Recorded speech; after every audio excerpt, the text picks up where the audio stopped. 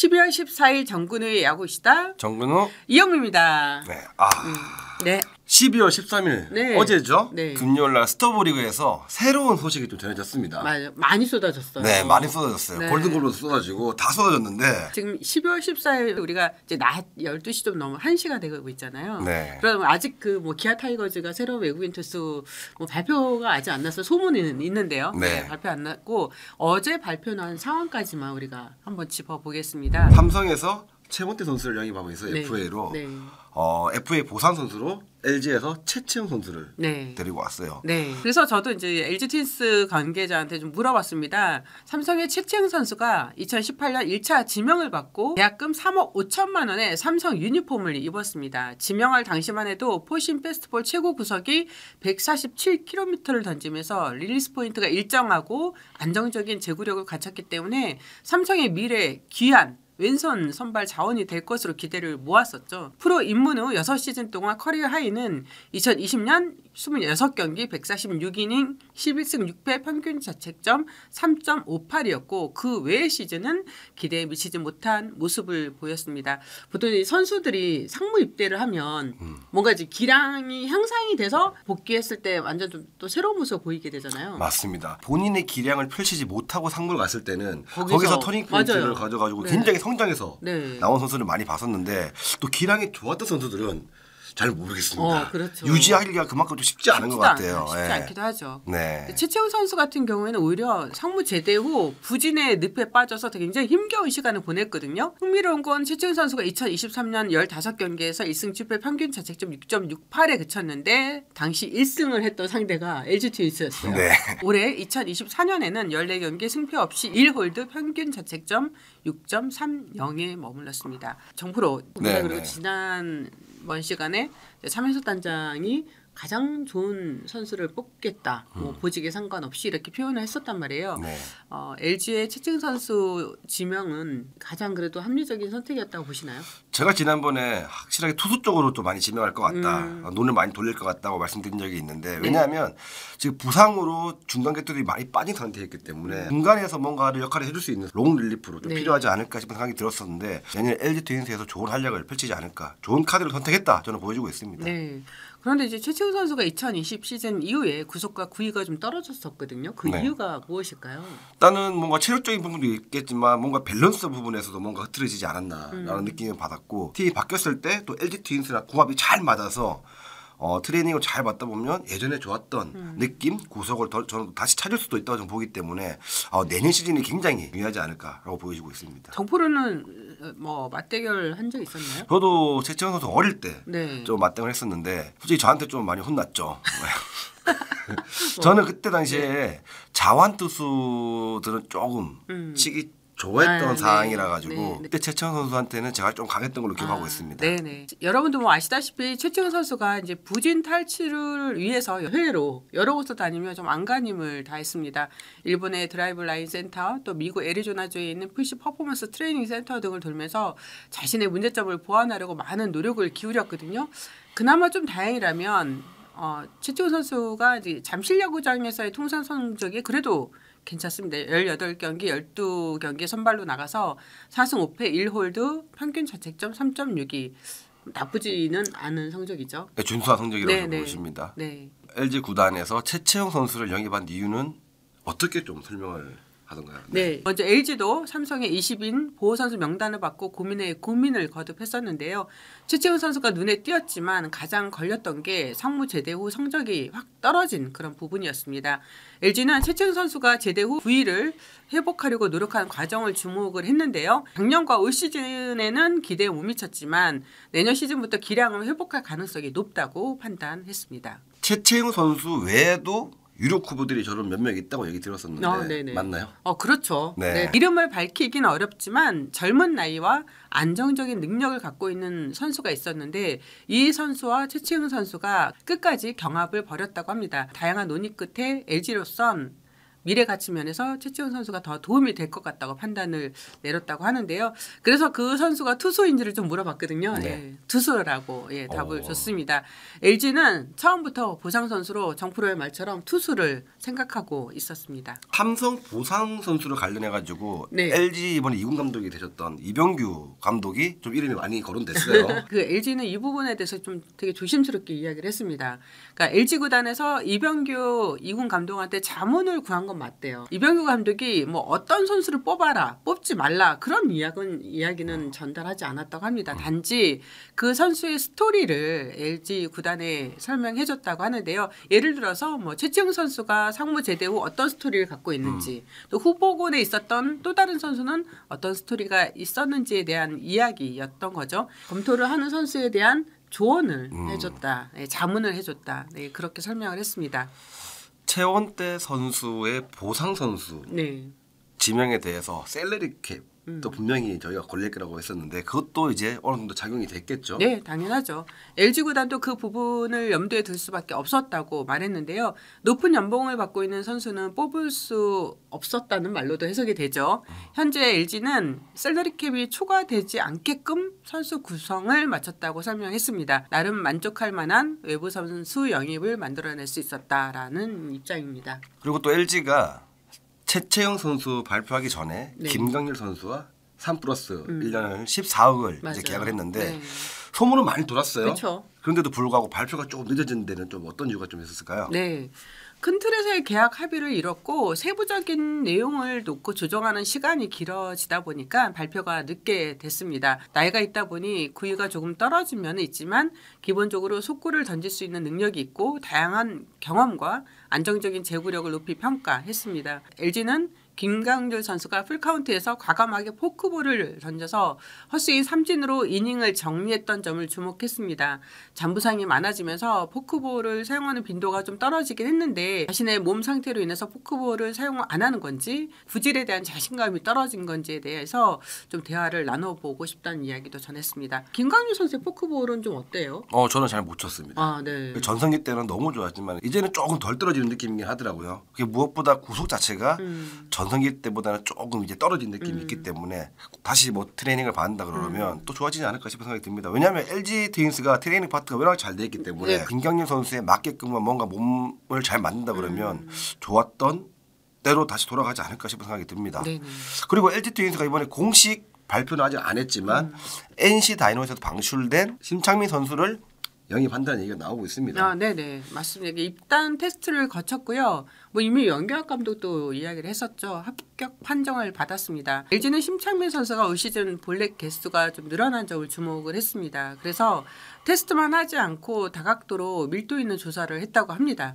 불펜 피칭을 할 때는 구속이 145, 147까지 나오는데 경기에 나서면 심리적으로 위축된 모습을 보여서 자신이 갖고 있는 퍼포먼스를 보이지 못했잖아요. 심창민 선수가. 네. 그게 가장 문제점이었죠. 이번 테스트 기간 동안에 투구 폼의 미세한 부분을 수정을 했는데 이후 상당히 좋은 모습을 보였다고 하거든요.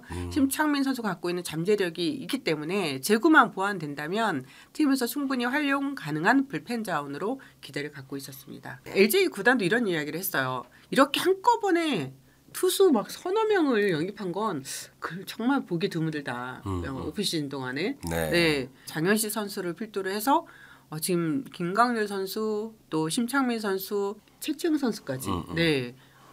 외부 자원들이 지금 합류가 됐어요. 어떻게 보세요 이 부분은? 저는 LG가 지금 취약한 부분, 약점인 부분을 정확하게 지금 메꾸고 있다라고 좀 보여주고 있습니다. 네. 왜냐하면 공격적인 부분이 워낙 좋기 때문에 우승했을 때 보면 정우영부터 해서 고우석까지 이어지는 뭐 김진성, 뭐 함덕주 선수까지 완벽했는데 올해 조금 힘들었던 부분이 젊은 선수들을 가지고 이제 충분히 가능하다라고 생각했었는데 그게 결과가 나오지 않았어요. 젊은 선수와 경험 있는 선수들을 다방면으로 영입을 하면서 뭔가 내년에 올해 아쉬웠던 결과를 내년에는 뭔가 회복을 하고 싶은 그런 마음으로 투수 쪽으로 많이 영입을 하지 않았나 생각이 듭니다. 네. 13일 하나와 롯데가 각각 외국인 선수 영입을 발표하면서 외국인 선수 구성을 마무리했습니다.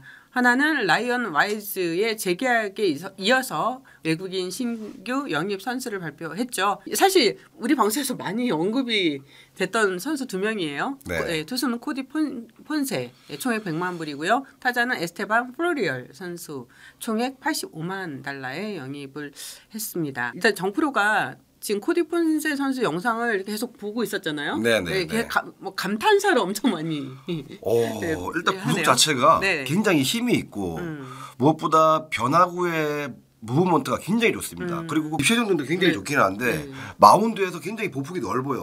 타자들 입장에서는 좀 치기가 쉽지 않겠다. 하나 이글스에서 와 제대로 된 투수를 계약했다라고 보여주고 있습니다. 진짜요? 네, 그 그런 느낌이 정도입니까? 듭니다. 네. 그러면 와이즈 선수와는 좀 어떨까요?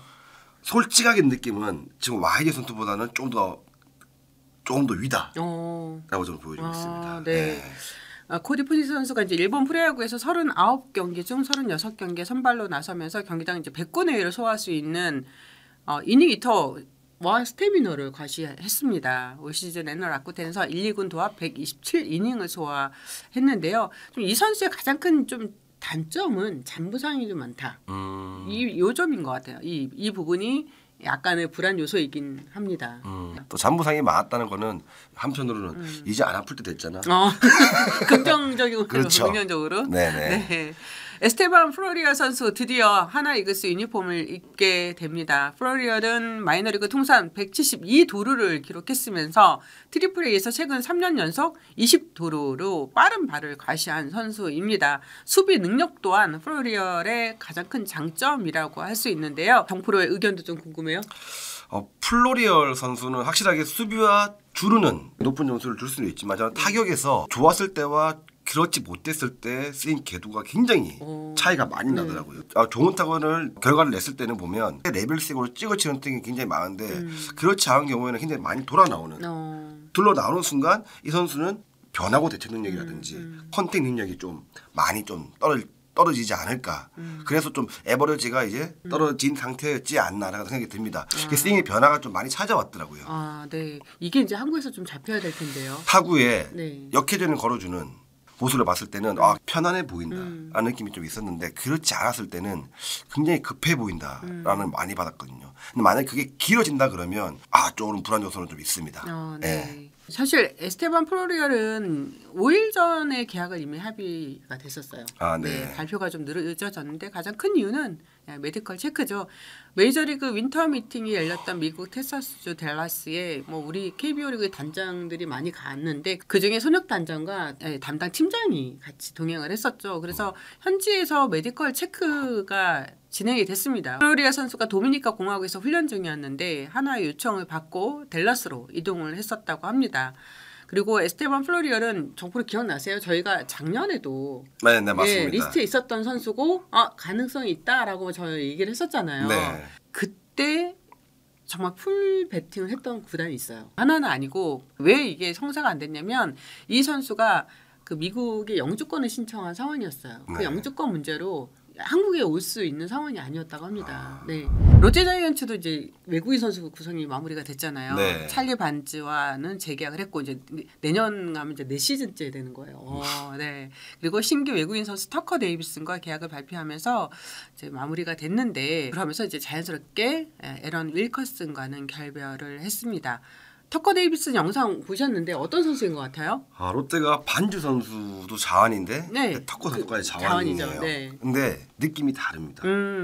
비슷한 유형은 아니지만 폼이 예전에 LG 트윈스의 신재용 선수 있죠. 네. 그 느낌이 약간 파워풀하면서도 하지만 변화구를 굉장히 많이 쓰는 듯한 뭔가 이렇게 느낌을 받았는데 변화구가 여러모로 예리하다라는 느낌을 좀 많이 받아가지고 저는 이 선수도 굉장히 재밌을 것 같다라는 느낌을 좀 많이 받았습니다. 네. 롯데에서는 데이비슨 선수에 대해서 투구 타점이 높고 딥셉션이 좋은 투수로 직구, 슬라이더, 커브, 슬플리터 등 다양한 구종을 구사한다고 했거든요. 영상을 보면서도 좀 그런 점을 느끼셨나요? 확실하게 딥셉션이 좋으니까 많이 감춰서 나오다 보니까 타자들 입장에서는 판단하는 게 좀 늦더라고요. 그래서 헛스윙 비율도 많이 나오고 파울볼도 굉장히 많이 나오고 그랬었는데 과연 이 선수가 ABS 존에 어떻게 적응을 해서 어떤 구조가 어떻게 될지 모르겠지만 일단 저는 성공 가능성이 좀 크다고 보여지고 있습니다. 네. 터커 데이비스는 계속 리스트에 있던 선수였던가요? 네네 그렇다고 합니다. 네. 이렇게 설명을 했어요. 뭐 딱 이 선수만 딱 정해놓고 협상을 하지는 않잖아요. 네네. 어떤 상황이 펼쳐질지 모르기 때문에 A, 뭐 B, 많게는 뭐 C 선수까지 이렇게 해서 나눠서 협상을 하게 되잖아요. 네. 협상 과정에서 우리 팀이랑 가장 의견이 잘 맞는 선수, 우리 팀과 가장 잘 어울릴 만한 선수가 결국은 계약서 사인까지 이르게 되죠. 롯데가 터커 데이비슨을 파악했을 때 KBO 리그의 특징, 또 예를 들어서 ABS 적용 부분도 좀 체크를 했다고 합니다. 터커 데이비슨이 종으로 떨어지는 슬라이더를 보유하고 있고 스플리터의 구사 비율이 높진 않지만 스플리터도 잘 활용할 수 있고 또 같은 왼손 투수라고 해도 찰리 반지랑은 정프로의 설명대로 왼손에서 나오는 각이 조금 다르다고 평가를 했습니다. 그런 점에서 ABS에 충분히 적응 가능하다고 판단했다는 내용이죠.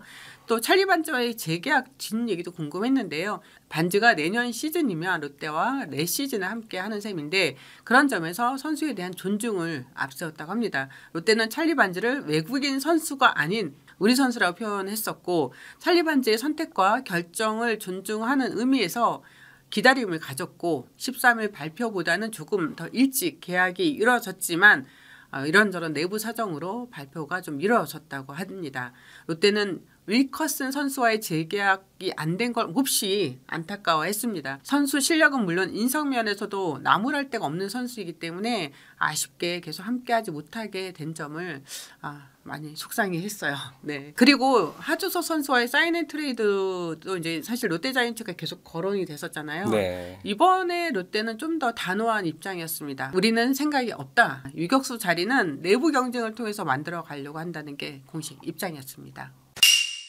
메이저리그는 스토브리그 기간의 가장 큰 행사가 윈터 미팅이에요. 올해는 한국 시간으로 12월 10일 텍사스주 댈러스에서 윈터 미팅이 개최됐습니다.